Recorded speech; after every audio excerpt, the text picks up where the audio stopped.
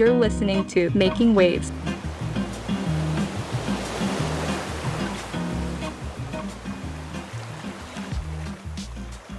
My name is Laura Blackmore, and I'm the Executive Director of the Puget Sound Partnership, the state agency formed to lead our region's collective effort to protect and restore Puget Sound. Our online magazine, Making Waves, features stories about the people working to protect and recover Puget Sound. For this issue of Making Waves, we're holding a series of conversations with experts on themes related to Puget Sound recovery. These conversations include wide-ranging discussions about climate change, infrastructure and the environment, and environmental justice. For this interview, I'm speaking with David Troutt, who has served as the Natural Resources Director for the Nisqually Indian Tribe since 1987. He's been the chair of the Puget Sound Salmon Recovery Council since 2012 and has served on the Puget Sound Partnership's Ecosystem Coordination Board since 2007. David also serves as chair of the Nisqually River Council and president of the Nisqually River Foundation. In his role as the Natural Resources Director for the Nisqually Indian Tribe, he heads a diverse department focused on salmon, shellfish, wildlife, and the environment in general. Throughout his career at the Nisqually Indian Tribe, he worked closely with the late Billy Frank Jr., the tireless advocate for tribal treaty rights and environmental stewardship. He received his bachelor's degree from the University of Washington School of Fisheries, and he lives in Steilacoom with his wife and two sons. Two little-known facts about David. He occasionally takes meetings from the wheelhouse of his boat, and he was twice included in Jay Leno's top news headlines. But a well-known fact about David is that he is a passionate advocate for salmon recovery and gives his heart to the work of protecting and restoring Puget Sound. David, thank you so much for joining us today. For our conversation, we're going to talk about the ways that infrastructure interacts with the environment, specifically with respect to salmon recovery and climate change. Are you ready? I am ready, and thank you for that lovely introduction. I'm glad to be with you and all the folks that are viewing. All right. So my first question is a recent U.S. Geological Survey study paid for by the Nisqually Indian Tribe and the Washington State Department of Transportation stated that the section of I-5 that crosses the Nisqually River will soon be at risk of regular major flooding events. Sea level rise is also predicted to cause coastal squeezing, which will shrink the habitat available to salmon in the Nisqually River Delta. How are salmon affected by I-5 now, and how do you think they'll be affected in the future if we don't make changes to that section of I-5? Well, thank you for that question, Laura. And it really is, it's a complicated weaving of a bunch of different stories. And to really fully understand it, we've got to go back a few years to when I-5 was built across the Nisqually Delta, originally on piers to allow the free movement of water upstream and downstream from the Nisqually River and McAllister Creek. But as a result of concerns and cost around maintenance of those structures, the Department of Transportation diked and filled in all of those elevated causeways across the Nisqually Delta, just leaving a handful of openings at the Nisqually River, at McAllister, and a couple of flood relief channels for the water to move upstream and downstream. And in essence, created a dam across the Nisqually Delta that has had major impacts on the environmental quantity and quality of habitat in the Nisqually, but also creates other kinds of concerns. And the I-5 crossing in the Nisqually Delta is this intersection of a bunch of different interests, which certainly include salmon and treaty rights and things that depend on salmon, like southern resident killer whales, but also includes the local economies of the South Sound region. It includes communication lines that travel across the Nisqually River under the Nisqually Bridge, and certainly impacts national security issues with the potential overtopping and taking out of I-5 as a result of a major event. And so because of these connections and the importance of this crossing of the Delta, we were able to get the attention of the Washington State Legislature a couple of bienniums ago to jointly or to fund WashDOT with tribal matching dollars to take a look at those risks and get a good assessment of what the chances of these kind of events occurring into the future, and also provide an understanding of the impact of salmon. And so the impact of salmon is large, and it's going on now and will go on to the future if things don't change. The The Nisqually Chinook are part of the ESA listed stock of Puget Sound and are vital for the recovery of the overall health of Puget Sound. And their survival is critical to that ESU recovery, the ecologically significant unit recovery. The Nisqually Delta is absolutely vital habitat to Chinook salmon. They are estuary dependent, and they spend a lot of time as juveniles, up to 6 weeks in the estuary, rearing and adapting to what will then become a saltwater environment from them becoming or existing as a freshwater animal. And so the transition there is really important, and they need space and time to be able to do that. The Nisqually tribe has led an effort over the last 20 years to fully restore the Nisqually Delta. We have 90% of the historic delta restored, and it's providing fabulous fish habitat and producing things that support not only Nisqually Chinook, but Chinook from all around the region, and salmon in the ecosystem. These estuaries are the most incredible productive areas on Earth, and so they're incredibly important to the things that we care about. And what we've noticed as we've monitored our work down there is that the conditions we hope to restore and reestablish are not developing as fast as we had hoped. And some of the areas that we have found to be absolutely critical to salmon survival are diminishing in scale in terms of size and time of use because of sea level rise. What would normally happen in a functioning estuary without a dam across the middle of it is that as sea level rise occurs, the habitats that are critical for fish would just naturally reestablish themselves upstream. So as that salt wedge moves further and further up the Nisqually River, if it weren't blocked by the I-5 dam, the critical habitats for fish would just simply march upstream with it. But because of that dam blocking upstream movement, the habitats that are critical for fish are becoming rarer. There's a particular habitat we've identified, this floodplain forested riparian habitat in the salt marsh, where up to 80% of our fall Chinook, our wild fall Chinook, will spend up to a month transitioning from that freshwater animal to a saltwater animal. And it's absolutely critical habitat. And what's so perfect about this habitat is that it can go from freshwater salinity on the surface of a 0 salinity to being Puget Sound water on the bottom within 12 feet. And so the fish get to choose where they want to be based on their time there and their ability to adjust. And as they make the slow change, they become more and more adapted to saltwater and then eventually move out into Puget Sound and out to the ocean and then come back in 3 and 4 and 5 years to the Nisqually River. But that first time where they're in the Nisqually Delta, slowly adapting, is absolutely critical. And what we've noticed is that it's becoming deeper and more saline over time because of sea level rise and the inability of the habitat to adjust to the sea level rise. So the quality of the habitat is definitely changing. The ability of Nisqually fish to survive in those habitats will be impaired over time. And so it's a critical factor for us. There are also other connections, and I mentioned them earlier with the South Sound economy and the national security. 30% of the workforce of JBLM works in Thurston County and crosses the Nisqually River every day. And it's a major vital lifeline for connections between Seattle and Portland. And so our economy really depends on having that predictable transportation corridor. What we've noticed in our work, the tribe's work in the last 15 years, is that there is this very unnatural situation developing just upstream from I-5, across from Billy Frank's property, Frank's Landing in the Wahilot Indian School, where over time the river has shifted and changed to the point where it's now flowing upstream. And along a bend where all this energy is being directed in the wrong direction upstream, it's very likely that that's going to break through at some point, endanger I-5, probably taking out the north and southbound lanes for some prolonged period of time. It's also because of the dam structure blocking upstream movement of saltwater, it also impedes downstream movement of floodwaters. So 10,000 acres or more of private properties, including tribal properties, were flooded in 1996 during our last major flood event.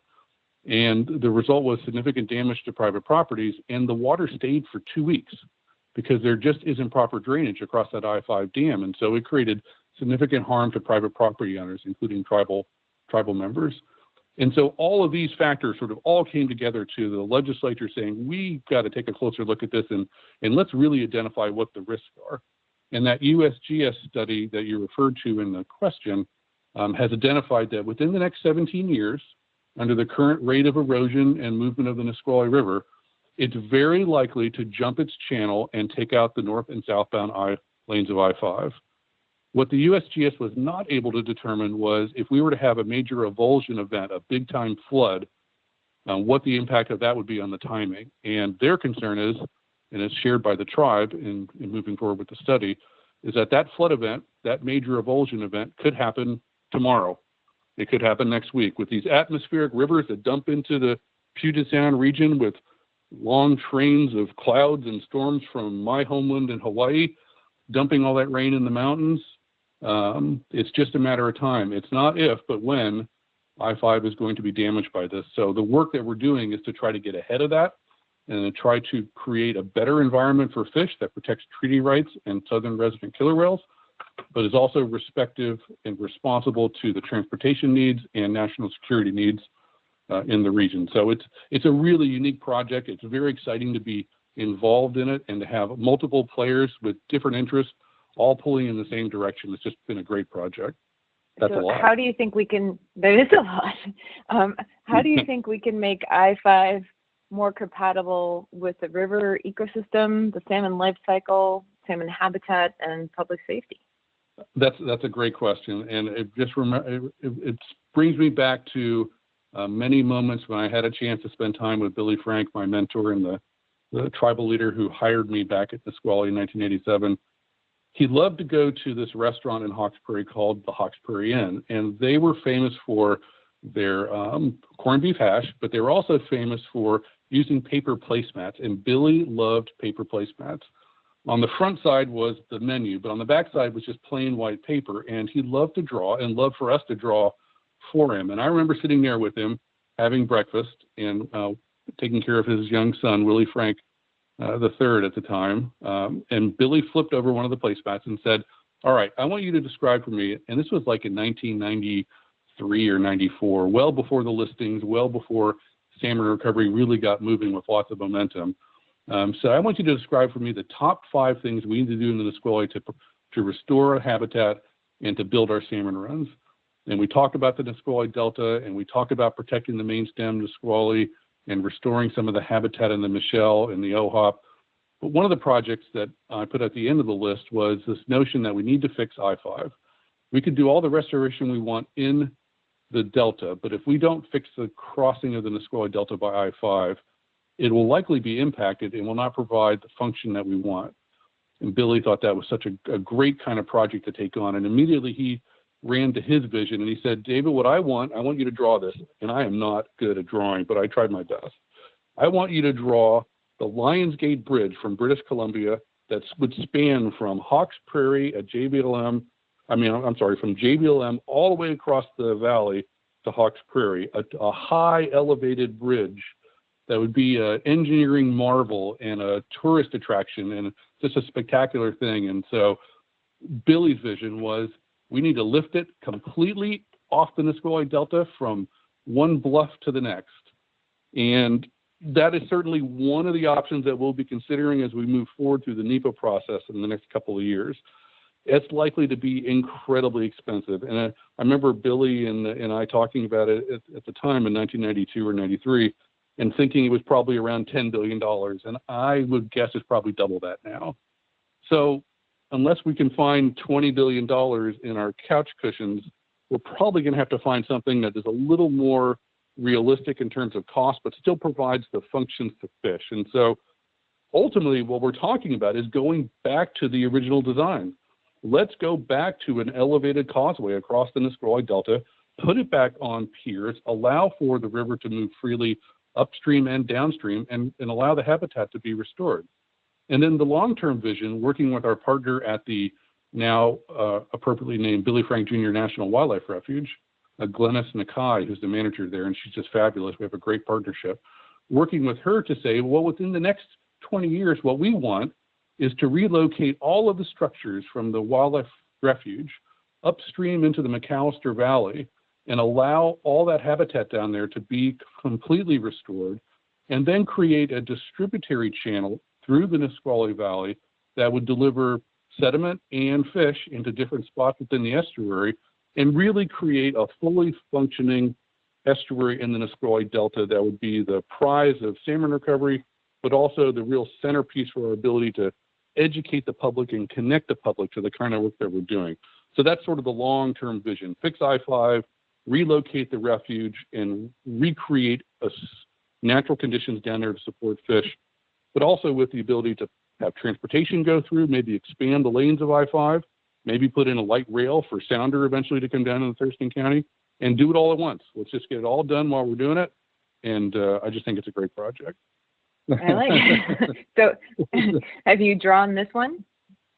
We have some preliminary drawings, although we're going to have to get serious and have some engineers do it because my chicken scratch just isn't high quality enough to build a bridge by. But we have some ideas, and it really will depend to some extent on the monies available to us. The creating causeways is expensive, especially when you have the current condition to have to deal with. But our back of the envelope calculations are somewhere between $3 and $5 billion, depending on how much we need to do, and if there's a desire to do lane expansion on I-5, would drive the cost up closer to the $5 billion number.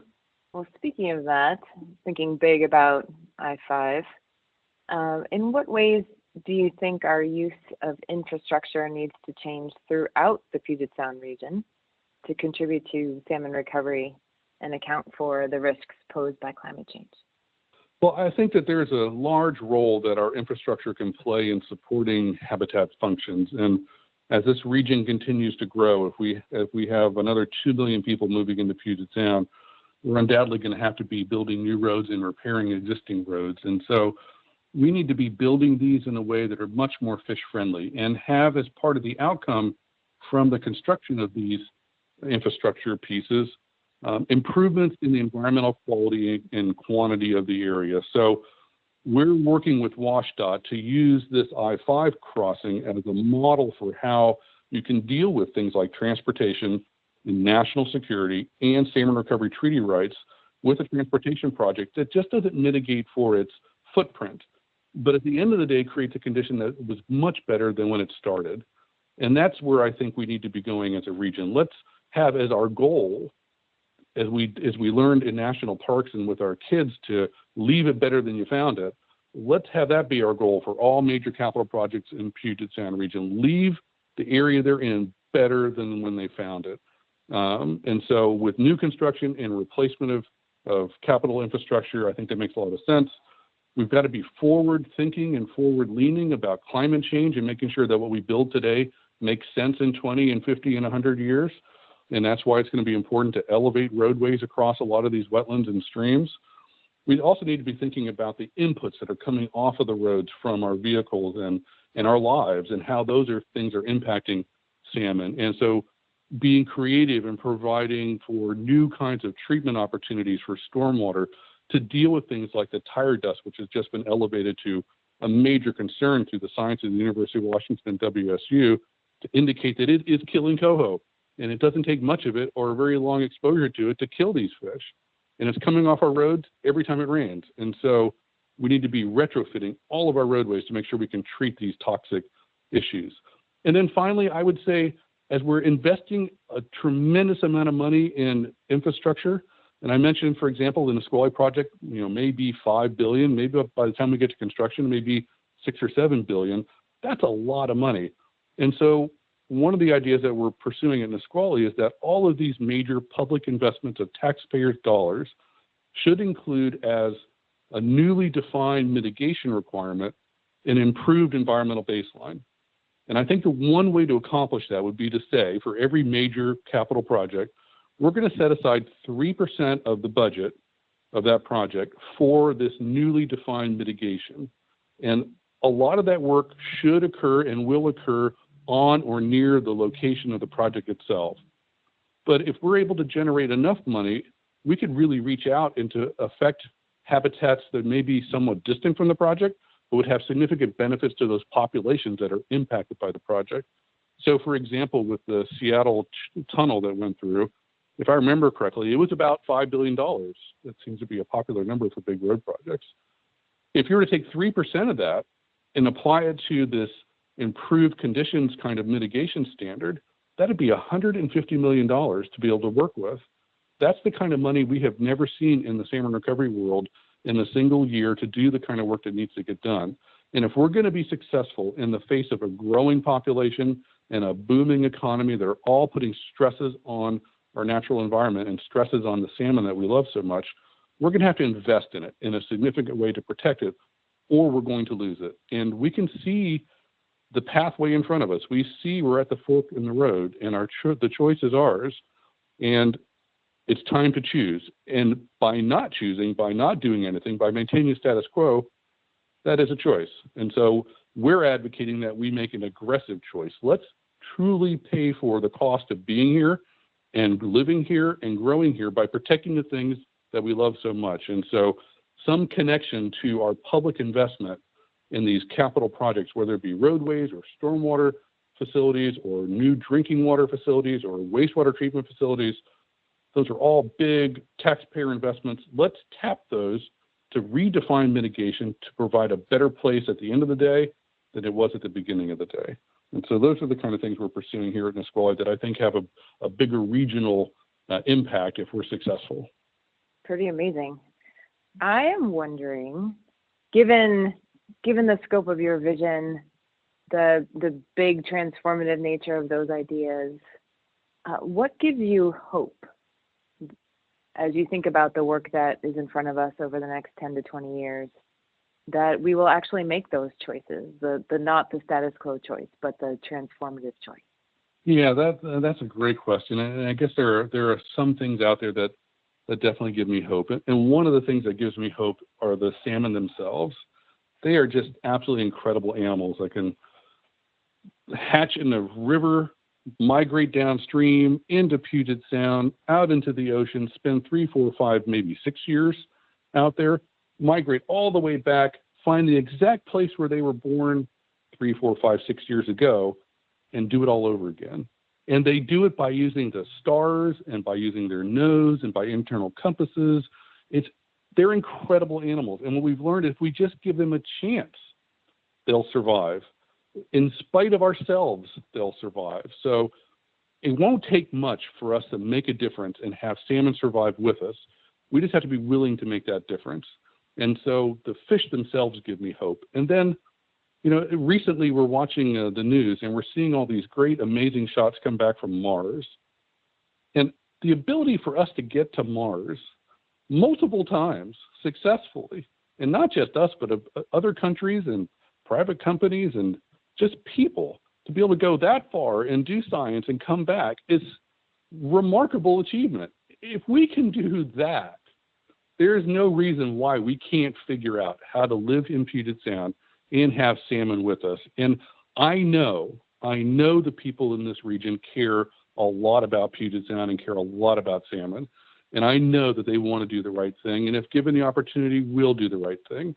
And so that gives me a lot of hope as well. I think people are part of the challenge that we have to overcome, but they're also the solution if we're going to make progress in this. And so those kind of things give me hope. And for those people who do want to do the right thing, who do want to get involved, what would you recommend? I think there's lots of ways for citizens to get involved. If they want to get out and get their feet wet and their hands dirty, every one of our watersheds has groups that are working in the field, revegetating forest and working on salmon restoration projects, and are always looking for volunteers, even in this time of COVID. Our Nisqually Land Trust just had a big planting project this past weekend, and we had 45 volunteers show up, and they were socially distanced and masked up, and it was rainy, but they were out there planting trees because it made importance for them. It was something that was significant for them and their family to do. So opportunities to get in the watershed and be participating in those things directly. I think if that's not what's in it for you, then I think there are opportunities to let the leaders in the region know what's important to you. And so by reaching out to your city councils and your county councils and your state elected officials and your federal elected officials and tell them salmon's important. We need to figure this out. We need to be here together. We need your help in doing this.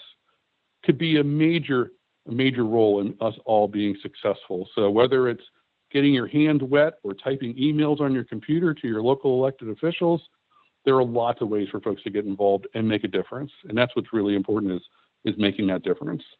I agree. And what would you say are the most significant lessons that you've learned in your time working toward environmental recovery and environmental justice? Well, I think the lessons I've learned were taught to me by Billy, and he was the most incredible person I've ever met for a number of reasons. One is that he spent a lifetime fighting the system and fighting for his treaty rights and going to jail 56 times and ultimately prevailing in the federal courts in 1974 with the Bolt decision. And then he realized that it was time to do something different. And then it was time to get the people together and get the tribes together and get all our communities together to do something about fish. This was 1977, and he was already talking about salmon recovery in 1977. So he knew how to shift gears. And that's one of the most important lessons that I learned from Billy, was that there is definitely a time to fight, but there's always a time to try to reach out to your neighbors and build coalitions and build families that care about salmon and get them out there and do something about it. And so understanding when that time is, and the time is now, to build these coalitions is really important. And the other thing, and it's come through a lot of time on the Nisqually, working a lot of projects. I'm thinking back to dealing with the Braggett family and making sure that the family's needs were met as we were talking about buying their land to convert it back to the Nisqually estuary functioning habitats that we needed for fish. That it takes a long time. It takes a lot of cups of coffee. It takes personal relationships to get these things done. And you don't just walk into a farmer's door and say, I want to buy your property. How much? Let's write a check. That's not going to last long. You're not even going to get to the kitchen for a cup of coffee. But spending some time with them and learning who they are and understanding why they're there, and then trying to find a path forward that solves their issues and accomplishes their goals as well as yours. And the Braggett one is such a great example of, it took 15 years to negotiate with Ken and his mom until she passed, to build a relationship where they trusted us enough to sell it to us, because they'd been in their family for over 100 years. And in return, we knew exactly what Ken wanted. Ken wanted to spend his life on the land and die on his farm being a farmer. And so we created a life estate for him. And he eventually did, unfortunately, pass on, but he did it in his house on his farm. And he was so proud of the work that we had done that he said a number of times that he went from growing cows to growing fish. And he really reveled in that role as a steward of the land, the land that he had stewarded all his life, but now in a different way. So patience and perseverance and knowing when to bring communities and people together are great lessons I've learned, and I think would serve others well as well. That is a fabulous story. Thanks. And I wonder, David, speaking of Billy Frank Jr., who I was fortunate to meet but only once, if he were here today, what do you think he would say to us? Well, Billy always liked to say that salmon recovery is like climbing a mountain. You have to do it one step at a time, and you have to keep moving. And he recognized in the 70s, he recognized throughout his life that it's a long journey and it's going to be a struggle. I think he would look around now and see some of the work that we've done here at Nisqually and some of the work that the partnerships had a role in playing. He was so proud of the partnership and his involvement there. And some of the work that all the communities up and down Puget Sound and in Hood Canal have done, I think he'd be proud of all that work and all the community building that we've all done around salmon. But I think he'd be frustrated. He'd be frustrated in watching that when I started in 1987, we were fishing 105 days out of the year sustainably, as we had been for generations before. And in 2015, we fished 8 days. And so he would be incredibly frustrated that we're not going fast enough, and that the treaty rights that he fought so hard for, that he went to jail for, that many of his family died for, were not being honored in a significant way. Our intentions are good, but if we don't have the support of the full region. If we don't have the resources necessary to get the job done, it just makes that mountain a lot taller and our steps a lot smaller. And so I think he would be proud and happy, but also frustrated and motivated to keep walking up that mountain.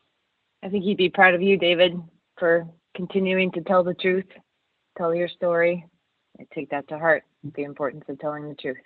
It's going to make me cry. What's the last thing you read that you really enjoyed or that stuck with you? Oh, that's a really good question. There's a new book that just came out by a friend of mine who's an author in the Nisqually Valley. And I'm trying to find it so I can give you the title of it.